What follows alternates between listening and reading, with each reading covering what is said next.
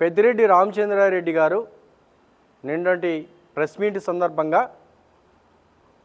ఏదైతే పత్రిక ఈనాడు సంబంధించి కొంతమేర ఆ యొక్క పత్రికని పూర్తిగా కోర్టుకు లాగుతా అదేవిధంగా పరువు నష్ట దావా కూడా వేస్తానని చెప్పేసి ఆ యొక్క పత్రికని హెచ్చరించడం జరిగింది.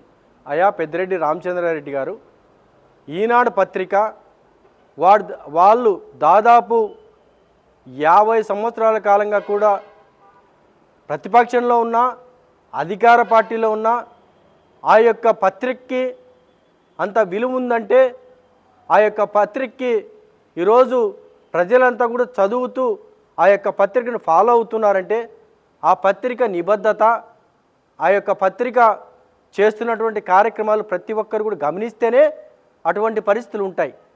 ఆయన మాట్లాడుతూ నేను పరువు నష్ట దావా వేస్తా, వాళ్ళు చూడకోకుండా ఏది పడితే అది రాస్తున్నాం. ఈనాడు పత్రిక అనేది ఒక కథనం రాయాలంటే లేదంటే అక్కడున్న అంశానికి సంబంధించి లేదా ఆ కథనానికి సంబంధించి పూర్తిగా వాళ్ళు లీగల్ టీం ద్వారాగా అక్కడ ఉన్నటువంటి ఎంక్వైరీ పూర్తి చేసి అక్కడ ఏదైతే డాక్యుమెంట్ రూపంలో అంటే ఆ యొక్క డాక్యుమెంట్ వాళ్ళ దగ్గర ఉంటే తప్ప ఆ డాక్యుమెంట్ చెక్ చేసుకొని 1 to 1 క్రాస్ చేసుకున్న తర్వాతనే అది నిజము, తర్వాత డాక్యుమెంట్ పరంగా క్లియర్గా ఉంది అని తెలిస్తే తప్ప వాళ్ళు రాసే పరిస్థితి ఉండదు.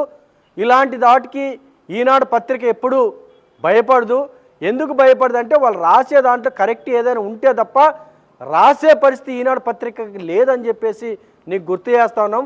మీకు కూడా తెలుసు, మీరు చేసిన తప్పుల గురించి కూడా వాళ్ళు రాసినప్పుడు మీరు సైలెంట్గా మౌనంగా ఉంటే మీరు తప్పు చేసిన వాళ్ళు అవుతారు, ఏదో ఒకటి కప్పిపుచ్చుకోవాలి, ఏదో ఒకటి బురద జల్లాలని ఉద్దేశం మీరు మాట్లాడుతూ ఉన్నట్లున్నారు. దాదాపు 100 ఎకరాల భూమిలో చుట్టుపక్కల మొత్తం ఖాళీగా ఉండి ఒకే ఒక చోట నీ బిల్డింగ్ ఎలా వచ్చింది పెద్దిరెడ్డి రామచంద్రారెడ్డి గారు?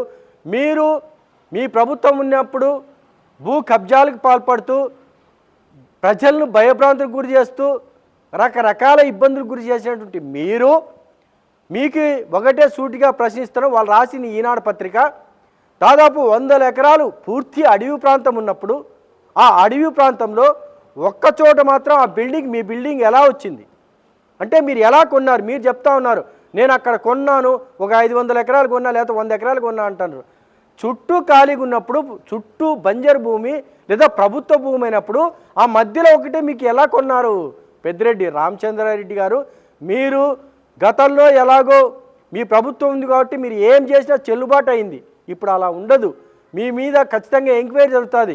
మీరు అనేక ఇబ్బందులు పెట్టారు, ప్రజల్ని పెట్టారు, ఒక పక్క జడ్జీలని, రకరకాల వ్యక్తులు చిత్తూరు జిల్లాలో ఎక్కడ చూసినా మీ పేర్లు చెప్పుకొని మీ అనుచరుల దగ్గర నుంచి మీ వరకు ప్రతి ఒక్కరు కూడా భూ కబ్జాలకు అదేవిధంగా ఇబ్బందులకు గురి చేసినటువంటి మీరు అనేక సందర్భాల్లో అనేక రకాలుగా మేము ఎటువంటి తప్పు చేయము, మేము కరెక్ట్ ఉంటామని చెప్తా ఉన్నారు. మీరు కరెక్ట్ ఉంటే ఇవన్నీ ఎందుకు వస్తూ ఉన్నాయి పెద్దిరెడ్డి రామచంద్రారెడ్డి గారు? అదేవిధంగా మీరు గతంలో చూసుకుంటే రామచంద్ర యాదవ్ పైన అనేక సందర్భాల్లో వాళ్ళ ఇంటి పైన కూడా దాడి చేయించారు, బీసీల పైన దాడి చేయించారు, రకరకాలుగా కొట్టారు. మరోపక్క ఎస్సీకి సంబంధించిన ఎస్సీ సామాజిక వర్గానికి చెందిన జడ్జిని కూడా మీరు కొట్టిన సంగతి అదే జిల్లాలో చూసాం.